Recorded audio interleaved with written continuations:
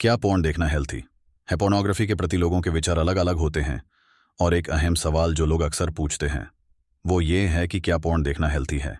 ये एक कॉम्प्लेक्स और न्यूआंस्ड टॉपिक है जिसमें हेल्थ, मेंटल वेलबीइंग और सामाजिक पहलू सभी शामिल होते हैं। कई लोग मान लेते हैं कि पोर्न देखना सिर्फ एक मनोरंजन का माध्यम है, लेकिन इसके कुछ पहलू ऐसे हैं जो इसका असर व्यक्ति और समझ पर गलत दिशा में डाल सकते हैं। पोर्न और ब्रेन केमिस्ट्री का असर।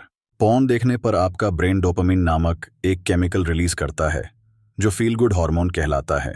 ये वही हार्मोन है जो तब रिलीज होता है जब हम कोई ऐसी चीज करते हैं जो हमें सुख देती है, जैसे चॉकलेट खाना या किसी अचीवमेंट को हासिल करना।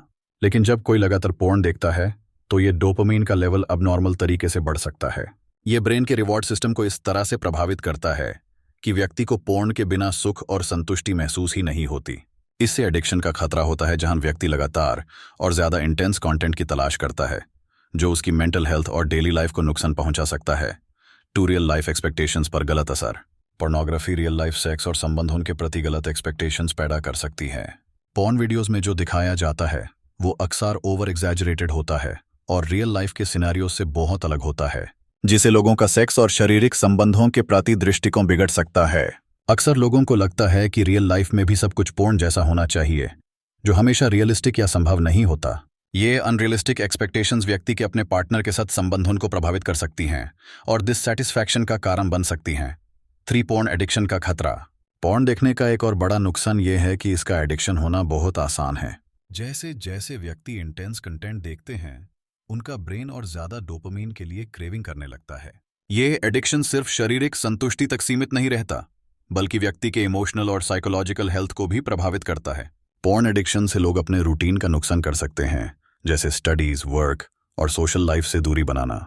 इसका असर सेल्फ स्टीम पर भी पड़ता है, जहां लोग अपने आप को कमजोर या गिल्ट महसूस करते हैं। और सामाजिक रिश्तों पर असर। पोर्नोग्राफी सिर्फ व्यक्ति के लिए ही नहीं बल्कि उनके सामाजिक रिश्तों के लिए भी खतरनाक साबित हो सकती है। जब कोई व्यक्ति पोर्नोग्राफी को अपनी जिंदगी का एक महत्वपूर्ण हिस्सा बना लेता है तो उनका अपने पार्टनर के साथ संबंध प्रभावित हो सकता है। पोर्न एडिक्शन के कारण लोग अपने पार्टनर के साथ इमोशनल कनेक्शन में कमी महसूस करते हैं। यही नहीं, व्यक्ति अपनी सेक्सुअल प्रेफरेंसेस को भी चेंज कर सकता है, जो उनके पार्टनर के लिए अनकंफर्टेबल हो सकता है। यह सब रिश्तों में दूरी और कॉन्फ्लिक्ट्स का कारण बन सकता है। 5 सेक्सुअल डिसफंक्शन और पोर्न का संबंध। रिसर्च कहते हैं कि पोर्न का अधिक उपयोग व्यक्ति के सेक्सुअल हेल्थ को भी प्रभावित कर सकता है। कई लोगों को porn induced erectile dysfunction (PID) का सामना करना पड़ता है, जहां व्यक्ति रियल लाइफ सेक्स के दौरान इरेक्शन बनाए रखने में असमर्थ होता है। ये होता है क्योंकि उनका ब्रेन पोर्न के साथ इतना ज्यादा अकस्टम्ड हो जाता है कि रियल लाइफ स्टिमुलेशन उनके लिए उतना इम्पैक्टफुल नहीं होता। ये प्रॉब्लम उनकी सेक्स लाइफ और ओवरऑल वेलबींग को प्रभावित कर सकती है। 6 मेंटल हेल्थ पर बुरा असर। पोर्नोग्राफी का अधिक उपयोग व्यक्ति की मेंटल हेल्थ को भी नुकसान पहुंचा सकता है। कई लोगों को गिल्ट, शेम और लो सेल्फ स्टीम का सामना करना पड़ता है जब उन्हें लगता है कि वो अपनी हैबिट्स को कंट्रोल नहीं कर पा रहे हैं। ये फीलिंग डिप्रेशन और एंग्जाइटी का भी कारण बन सकती हैं।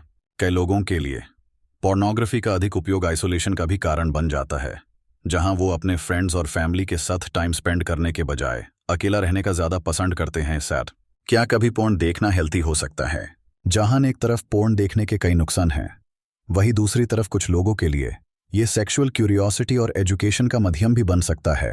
लेकिन इसका उपयोग हमेशा समझदारी से और लिमिटेड तरीके से करना चाहिए। ये जरूरी है कि लोग समझें कि पोर्न रियलिटी का रिप्रेजेंटेशन नहीं है और इसे अपनी जिंदगी और रिश्तों पर प्रभाव नहीं पड़ने देना चाहिए। अंतिम विचार।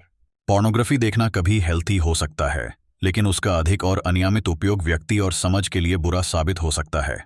इसलिए इस विषय पर समझदारी से सोचना और अपनी हैबिट्स को कंट्रोल में रखना बहुत जरूरी है।